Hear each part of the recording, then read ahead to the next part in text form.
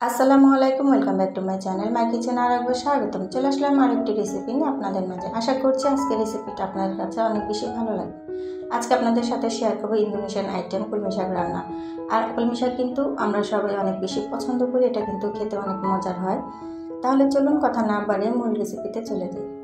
তো এখানে আমি নিয়েছি 2 আটি কলমি শাক, এটা কিন্তু 15 টাকা করে নিয়েছি। আর অনেকগুলো এটা আমি ধুয়ে কুটে পরিষ্কার করে নিয়েছি। আর দেখেন, দেখে বুঝতে পারছেন যে এটা আমি 1.5 থেকে 2 ইঞ্চি লম্বা আকারে কেটে নিয়েছি।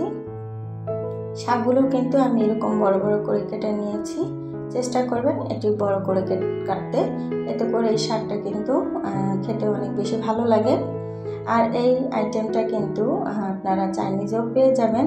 তো ইন্দোনেশিয়ান ভাষায় কিন্তু এটাকে কাংকুং বলে। তো আজকে আপনাদের সাথে আমি কাংকুংই শেয়ার করব। তো এখানে আমি একটা বড় আকারের রসুন কুচি নিয়েছি পেঁয়াজ, এখানে 2টা পেঁয়াজ আছে। এখানে একটা টমেটো কুচি নিয়েছি, আমি চিকন চিকন করে কেটে নিয়েছি, দেখতে বোঝা যাচ্ছে। এখানে নিয়েছি কাঁচা পাকা মরিচ, আপনারা চাইলে যে কোনো একটা আইটেম দিতে পারেন, তবে আমি 2টা দিয়েছি একটু সৌন্দর্যের জন্য। যারা এখনো পর্যন্ত দেখছেন একটি লাইক দিতে ভুলে গিয়েছেন, প্লিজ একটি লাইক দিয়ে আমার ভিডিওটি কন্টিনিউ করার অনুরোধ করছি। এখানে আমি একটা মশলা তৈরি করব। এখানে আমি ম্যাগি মশলা নিয়েছি। আপনারা যদি আপনাদের হাতের কাছে চিকেন স্টোভ থাকে তাহলে এটা দিতে পারেন। আমার কাছে ছিল না, সেজন্য আমি ম্যাগি মশলাটা ইউজ করেছি। এখানে আমি 2 প্যাকেট নিয়েছি। আপনারা চাইলে আপনাদের শাকের পরিমাণ বুঝে 1 প্যাকেট নিতে পারেন।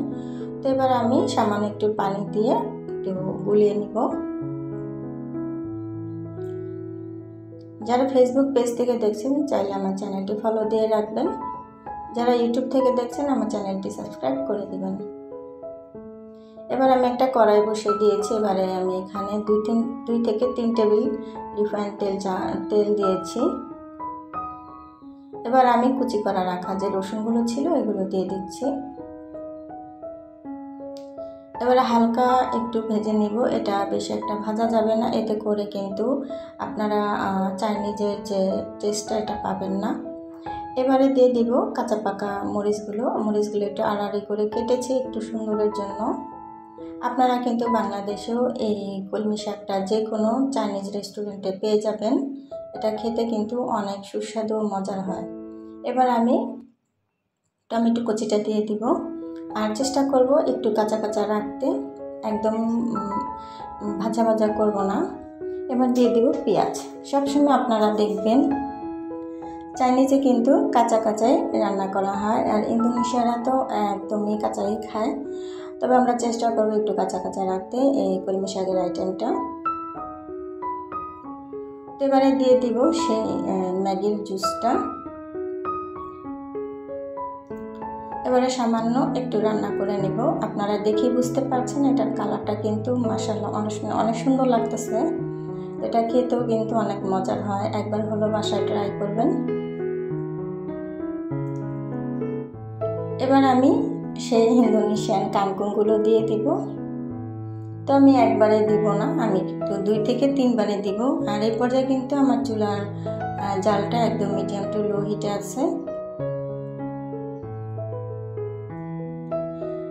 এই শাকটা এমনভাবে রান্না করতে হবে একদম যেন মানে সবুজটা চলে না যায়, একবার রঙটা একদম অটুট থাকে।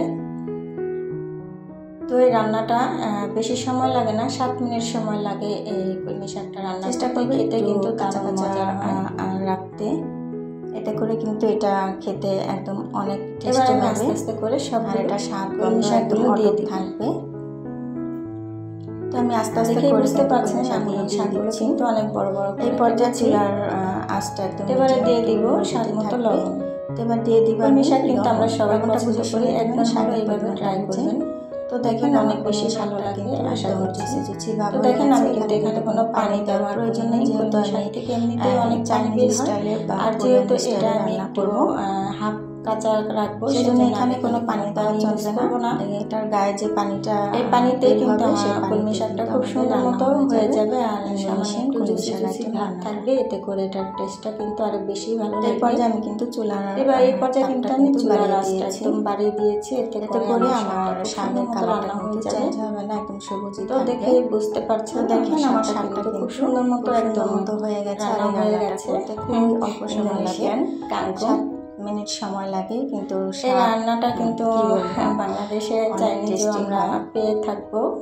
চেষ্টা করব যে আমরা বাসায়, এটা কিন্তু আমি একটু জুসি জুসি ভাব রাখবো, যদি পানিটা শুকিয়ে ফেলি, এটা করে দারুণ মজার হয় আইটেম। যদি আজকের রেসিপিটা আপনাদের কাছে ভালো লাগে তাহলে লাইক কমেন্ট শেয়ার করতে নামিয়ে ফেললাম, নামিয়ে আপনাদের সাথে পরিবেশন করে নিচ্ছি।